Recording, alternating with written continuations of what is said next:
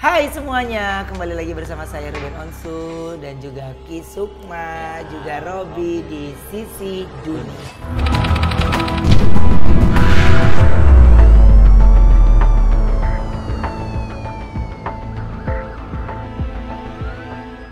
Kemarin Mas Robi semalam, dia tuh sempat mimpi loh, mimpi anak kecil. Ya agak-agak kayak bule lah gitu. Serius? Iya. Kan baru kemarin kesini. Jangan-jangan nih apa Robi ya gitu. Cuman dia cuma bilang gitu. Dia manggil saya Koh lagi. Koh sering main ke rumah dong Koh, dia ngomong gitu kan. Oh iya ini siapa? Anak siapa nih saya bilang gitu kan. Saya mikir rumah siapa? Sehingga saya nggak pernah kemana-mana. Di Cuman rumah dari kesini rumah doang. cuma kesini doang Iya. kan. Kalau keluar itu mentok-mentok paling ke mall yang sifatnya rumah ya. Iya. Paling kalau nggak keluar itu paling kalau nggak mall tempat makan. Yang rumahnya ke tempat Mas Ruben doang gitu. Wah ini berarti Robi nih jangan-jangan nih saya bilang nih. Seandainya dia bisa berkomunikasi sama orang ahlinya ya, jadi akan lebih terarah gitu. Jadi kalau ada apa-apa biar nanti Robi bisa sampein. Apa yang Robi sampein lagi tuh? Cuma itu doang, dia sering main ke rumah, terus dia senang gitu kan. Pengen bisa cepet-cepet bisa nyambung ngobrol sama ayah Ruben katanya, dia ngomong gitu. Jangan sayang ya. Oke. Ya. Udah gini aja, digendong aja ya. Aku hanya seneng doang ya MOP Lovers, tapi untuk bisa berkomunikasi dan yang lainnya biarkan yang ahlinya. Makanya saya di setiap sisi dunia selalu menghadirkan Ki Sukma karena saya mewakili orang awam yang sama sekali ingin tahu tapi tidak mau menjudge sesuatu yang kita tidak tahu. Akhirnya jadinya fitnah atau jadinya menggiring sebuah opini yang gak baik. Makanya kenapa ada Ki Sukma ini supaya ada ahlinya. Jika memang itu berita bagus tapi jadi berita miring, jadi harus kita luruskan kembali gitu. Jadi saya jadi pakai translator ya. Translator antara Robi dan ayah Ruben. Iya betul.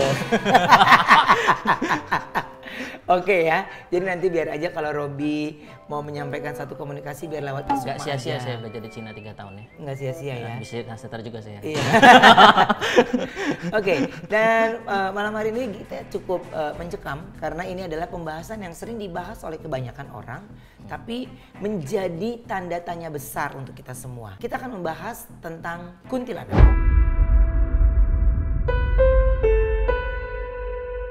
Oke, nah ini jadi asal muasal kuntilanak ini bagaimana sih Ki Sukma? Jadi kuntilanak ini kalau kita lihat dari sisi sejarah ya, sejarah turun temurun. Tapi ini tidak terdapat dalam kitab ya, tidak terdapat dalam kitab. Hanya ini diceritakan turun temurun dari kakek nenek moyang kita. Bahwasanya kuntilanak itu tuh berasal kalau katanya orang zaman dulu itu ada yang orang yang hamil gitu kan, habis itu meninggal gitu. Dan itu kejadiannya di Pontianak. Makanya kota Pontianak itu terkenal dengan kota kuntilanak. Tapi kalau saya sambungkan lagi dengan apa yang saya pelajari dari apa itu namanya, dari kitab-kitab alam jin, Alamul Jin Wasyayatin, ada juga kitab Banul Jan dan sebagainya tentang talbisul iblis, talbisul wasyayatin wal anbiya, dan banyak lagi tentang setan dan jin. Bahwasanya dia ini salah satu dari golongan jin. Salah satu dari golongan jin, dia itu jenisnya Thoyarun. Thoyarun itu artinya dia yang selalu ngegantung beterbangan. Tetapi dia dari dari suku Banu Isi namanya. Banu Isi itu juga golongan yang suka beterbangan. Nah, ini ada dua hal yang tidak ada benang merah menurut saya dari ya apa yang diceritakan oleh turun temurun dari nenek moyang kita mengenai bahwasanya kuntilanak ini dulu adalah seorang gadis cantik yang hamil lalu meninggal gitu ya. Dan akhirnya dia menjadi kuntilanak. Tetapi di sisi lain yang saya pelajari dari kitab yang saya pelajari, bahwasanya kuntilanak ini adalah salah satu bangsa jin. Jin itu kan dari nar atau dari api. Dan tidak ada satupun manusia yang sudah meninggal lalu jadi kuntilanak. Nggak ada gitu. Jadi memang itu adalah jenis jin gitu loh. Nah, apakah kita harus menyalahkan orang-orang yang terdahulu, nenek moyang kita? Tentu saja saya tidak bisa menyalahkan. Karena memang mungkin itu sudah yang mereka pahami dari dulu sehingga turun temurun. Jadi sekarang tergantung dari teman-teman semua aja bagaimana mau memilihnya gitu, memilih mempercayai yang keturunan dari turun temurun, bagaimana menjelaskan turun temurun tentang kuntilanak tersebut, atau dari yang kitab yang saya tadi baru jelaskan gitu. Jadi balik lagi ke teman-teman semua. Jadi saya di sini lihat dari dua sisi ya Mas Ruben ya, dari dua sisi. Yang pertama dari turun temurun, cerita turun temurun tentang bahwasanya ceritanya itu bahwasanya dulu ada seorang ibu wanita cantik ya, dia meninggal dalam keadaan hamil gitu loh. Nah, dan itu terjadi di Pontianak. Dan itu makanya dia akhirnya karena dia keadaan hamil itu dia meninggal, lalu dia dendam. Lalu dia jadilah kuntilanak, sering menghantui masyarakat. Nah, tapi kalau misalkan yang saya pelajari dari kitab, bahwasanya itu adalah bangsa jin. Bangsa jin itu terbuat dari api, dari nar, gitu loh. Dan ini jenis bangsa jinnya bangsa Toyarun, Banu Isi namanya. Nah, ini Ki, katanya kalau kita mendengar suara kuntilanak menangis atau ketawa, itu tandanya kalau dia jauh, itu tandanya dia dekat kita. Kalau suaranya jauh, itu tandanya dia dekat kita. Kalau suaranya jelas deket banget, itu tandanya dia jauh. Bener itu Ki? Ya begitu. Jadi memang pada waktu kita bukan hanya kuntilanak aja ya, bangsa jin apapun. Misalkan ada kita dengar suara desisan ular atau suara ringkikan kuda, tapi dia kelihatannya suaranya jauh, berarti dia lagi dekat sama kita. Oke. Pada waktu dia kita dengarnya jelas, ya jelas, berarti dia jauh. Gelombang elektromagnetiknya seperti itu. Oke. Nah, itu kan kuntilanak ya Ki ya. Nah, biasanya ini kuntilanak ini tinggalnya di mana Ki? Dia itu karena sifatnya terbang ya Mas Ruben, jadi dia bisa tinggal di mana aja. Dia bisa tinggal di pohon, bisa tinggal di pegunungan bisa, di hutan bisa, di dalam rumah pun bisa. Jadi dia memang sifatnya karena dia sifatnya terbang. Dia tidak menempati satu tempat seperti misalkan Banu Goisan gitu kan yang di mana tuh namanya, di pohon gitu kan, atau misalkan Banu Komakim yang di gunung, Banu Goilan yang di goa-goa. Mereka kalau itu kan mereka bertempat karena habitatnya di situ. Tapi kalau kuntilanak ini dia tidak memiliki habitat khusus. Jadi di mana aja bisa, di gedung bisa, di dalam gedung bisa, di luar gedung bisa, di pohon bisa, di kebun bisa, di mana lagi tuh, di goa bisa, di hutan bisa, sejojongnya wae dia aja suka-suka dia. Suka-sukanya dia. Iya, di mana. Oke, nah ini justru katanya bener nggak Ki? Katanya kuntilanak ini memang takut sama gunting atau paku sama pisau. Itu bener apa nggak sih Ki? Sebenarnya kalau sampai detik ini saya juga masih bingung apa korelasinya antara si jin tersebut takut sama gunting sama paku. Karena menurut saya nggak ada korelasinya, karena jin ini nggak nyambung, karena jin ini sifatnya kan rohani. Dia ini tidak memiliki daging, tidak memiliki darah, tidak memiliki tulang ya. Jadi kalau kita paku ini kan sifatnya kan benda padat. Benda padat sekarang gini, kita bisa nggak maku angin? Kan nggak bisa. Nggak bisa, kita nggak bisa maku angin gitu. Ya kan, orang dia aja sama sama tembok aja tembus kok bisa dipaku gitu loh. Itu masalahnya. Dan yang setahu saya sifatnya rohani ini, karena dia sifatnya rohani, sifatnya energi, maka dia juga takut dengan sifatnya energi. Makanya bangsa-bangsa kuntilanak ini hanya takut dengan doa-doa, dengan ayat-ayat, dengan doa kita, seperti itu. Hanya takut dari sifatnya seperti itu. Nah, kuntilanak ini yang kita tahu ya, MOP lovers, mungkin kalian taunya rambutnya panjang, ininya hitam gitu. Nah, saya agak bingung nih, kuntilanak sama sundel bolong ya? Itu sama apa enggak? Kalau bahasanya sama-sama aja, sama-sama jin aja. Setan ya gitu. Sama-sama jin, sama-sama setan. Dan yang dianehin kan rata-rata orang, lihat kuntilanak gitu ya. Rambutnya panjang, bajunya putih gitu. Tapi kalau berbicara kuntilanak atau sundel bolong itu katanya sama-sama aja. Tapi sama atau enggak? Atau bener enggak sih Ki kalau kuntilanak itu ada yang warna? Katanya ada yang merah, kuning, putih, hijau. Jadi sebenarnya warna itu sebenarnya auranya Mas Ruben. Bukan hanya kuntilanak aja. Bangsa jin yang lain pun juga memiliki aura-aura tersendiri. Seperti ada aura yang warna merah, namanya bangsa jin ahmar namanya. Habis itu yang kuning bangsa jin asfar namanya. Habis itu yang bangsa jin yang memiliki aura hitam, jin aswad namanya. Ada juga jin abyad memiliki aura putih gitu. Itu jin juga, hati-hati. Kalau misalkan para teman-teman yang suka mata batin gitu ya, tiba-tiba ngeliat sosok putih, hati-hati, itu bukan malaikat bos, itu jin abyad namanya. Jin-jin ini kan berkelas-kelas Mas Ruben, ada yang tingkat bawah, tingkat menengah, tingkat atas gitu kan. Nah, jin yang biasanya yang kuat-kuat itu atau jin-jin yang sifatnya yang lebih kuat biasanya jin aswad atau jin hitam. Itu jin kuat karena api yang terkuat adalah api yang berwarna hitam, bukan berwarna biru. Oke, Ki, gitu. Kalau merah itu apa berarti dia kuntilanak memiliki energi yang galak? Ya, karena sifatnya. Berarti benar ya, fenomena yang di luar sana membicarakan kuntilanak itu tidak hanya putih saja, tapi ada merah, ada kuning, ada berbagai macam warna ya. Jiku hibiniu. Betul. Kayak pelangi ya. Jadi semua tergantung bagaimana sih aura si jin itu auranya. Ya. Sebenarnya itu yang dilihat ada auranya. Nah, ini katanya warna juga beda usia. Jadi sebenarnya kalau kita lihat usia kan, usia tuh gini loh, semakin tua umur si jin tersebut, maka tingkat kesaktiannya makin tinggi. Jin yang paling kuat itu yang auranya hitam. Oke. Karena api yang paling panas itu adalah api yang warna hitam. Begitu juga dengan bangsa jin yang memiliki aura yang warna hitam, dia juga paling kuat, biasanya paling lebih tua daripada yang lain. Usia paling tertua itu apakah lebih dari 100 tahun? Oh lebih, bisa 1000-2000 tahun. Karena ingat bangsa jin itu ada sebelum Nabi Adam.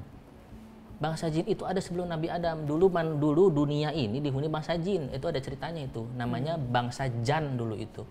Yang pada waktu kalau teman-teman suka cerita Islam ya, yang dulu pertama kali penciptaan Nabi Adam, sebelumnya ada Azazil. Azazil itu siapa? Adalah iblis pertama yang disuruh diperintahkan Allah untuk meluluh lantahkan seluruh muka bumi karena menciptakan kerusakan. Nah, siapa yang menciptakan kerusakan itu? Ya bangsa jin. Sebenarnya bangsa Jan namanya. Nah, itulah sekarang mereka tuh bangsa jin ini. Gitu loh. Jadi bangsa jin ini kalau dipikir-pikir sekarang udah tahun 2000 Mas Ruben. Berarti kalau umur tertinggi bisa 4.000, 5.000, 6.000 loh. Ya, saya juga bingung nih Ki. Nah, ini yang saya mau tanya Ki. Ini kuntilanak ini kan katanya ada juga yang laki-laki. Nah, katanya kalau yang cewek kuntilanak. Katanya kalau laki-laki kuntilaki. Betul apa nggak sih Ki? Kalau dikatakan jin laki-laki yang terbang ya pasti ada. Karena jin itu juga ada laki-laki dan perempuan. Tapi penyebutannya mereka tuh apa ya nggak tahu saya. Ya emang ada sih. Cuman kalau emang mereka teman-teman mengatakan itu kuntilaki, yaitu penyebutan mereka aja. Oke, banyak visual atau film atau apapun yang kita lihat gitu yang akhirnya nyampe ke mata masyarakat atau pikiran masyarakat. Nah, Ki ini bener nggak sih Ki? Apa mungkin karena kita kebawa film ya atau mungkin apa sehingga bisa kita luruskan? Katanya kuntilanak itu takut kalau ngelihat cermin. Kenapa dia harus takut lihat cermin? Orang dia nggak bisa ngelihat diri dia sendiri kok. Enggak, katanya kan kalau dulu kan selama hidupnya dia cantik nih. Pas ngeliat cermin katanya mukanya udah jelek gitu. Nah itu kembali lagi ke pemahaman yang dan pola pikir kita ya. Orang-orang zaman dulu mengatakan kan ada sejarahnya seperti itu. Seorang gadis cantik yang sempat dulu hamil terus meninggal karena dia dulu merasa cantik. Dia sekarang lihat di cermin karena sekarang dia buruk rupa gitu kan. Akhirnya dia takut dengan cermin. Pada waktu kita lihat logikanya, bangsa ruhaniah ini atau jin ini tidak memiliki jasad. Mereka tidak akan bisa melihat dirinya sendiri. Jadi cermin itu sebenarnya hanya sebagai tidak ada efek buat mereka sebenarnya. Jadi itu hanya kalau dari saya katakan itu hanya sugesti dan suksesnya film aja sih. Untuk menggiring masyarakat ke sana. Oke. Jika mungkin ada yang sedang menyaksikan MOP saat ini, ada mungkin mereka mendapatkan teroran dari kuntilanak ya, atau mungkin mereka sering diganggu oleh kuntilanak, mungkin ada di tempat mereka bekerja atau lintasan mereka pulang. Kan ada ya orang yang lintasan pulang karena mereka harus jalan kaki untuk menuju ke rumahnya. Jadi ada belokan-belokan itu di situ pasti selalu diganggu. Aku dulu gitu soalnya. Nah, ada penangkalnya nggak Ki untuk yang mereka bisa bawa atau apa? Doa. Intinya doa. Doa dan mengingat Allah. Ngomong-ngomong soal kuntilanak ya, sini saya baru inget nih. Ya. Kalau nggak salah 2 minggu lalu apa 3 minggu lalu, 2 minggu lalu kalau nggak salah. Kan kita habis syuting ya. Waktu itu saya sempat doa sholat. Saya sempat sholat asar, sholat maghrib di sini itu. Terus saya pulang ada yang ngikut Mas Ruben. Oh ya? Kayaknya yang dari sini gitu, yang dari sini kan. Nah, pas saya wirid, saya ingat pas saya wirid, saya kerjain hajat itu awal-awal saya ngerasa tuh pas sholat itu beratnya berat banget. Sholat tuh kayak ngerasa berat. Bacanya lupa terus? Enggak, baca mah nggak lupa, cuman jadi, berat aja. Ini kayaknya mau bangun tuh berat. Oke. Gitu. Terus kalau mau tawasulan tuh kayak sesak gitu.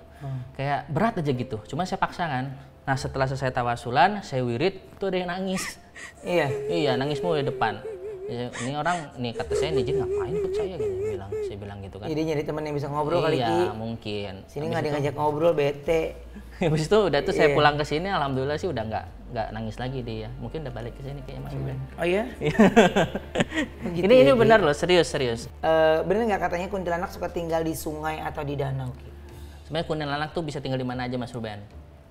Tergantung disukanya di mana. Di sungai bisa, danau bisa, hutan bisa, rumah bisa, kebun bisa, kuburan bisa, gitu. Nah, Ki, ini bener nggak ada mitos katanya kalau wanita haid itu kalau tidak dibersihkan darahnya dari pembalutnya, itu katanya diikutin sama kunti seumur hidup. Wangi darahnya itu yang membuat itu makanan mereka.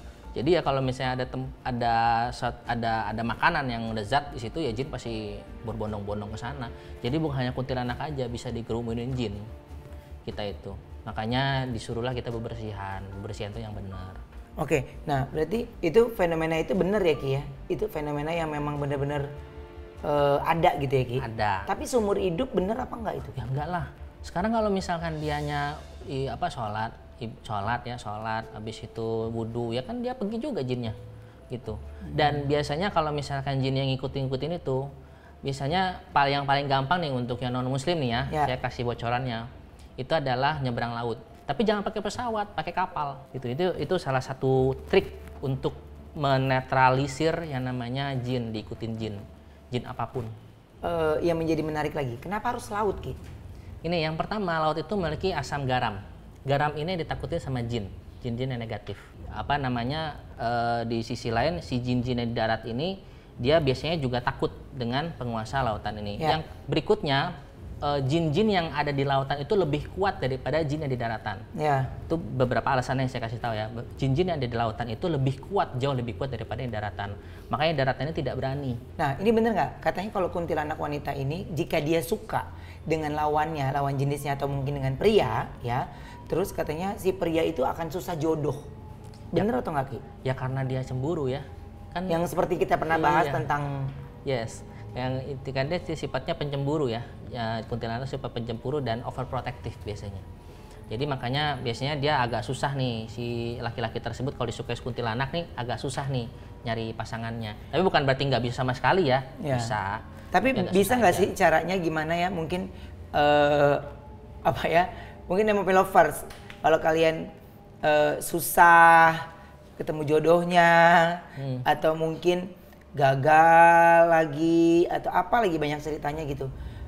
Boleh nggak sih dia? Apa jangan-jangan gue ditaksir bangsa jin? Gimana caranya mereka nge-screening badan mereka tahu atau enggak? Nge-screeningnya biasanya itu emang agak susah ya, harus orang yang punya mata batin yang kuat. Carilah orang untuk diruqyah gitu. Ruqyah itu ya pembersihan, ya bersihin semua. Dibacain ayat Quran, dikasih air minum untuk dibersihkan semua sifat-sifatnya negatif. Insya Allah nanti aura-aura positifnya akan keluar lagi. Gitu. Oke.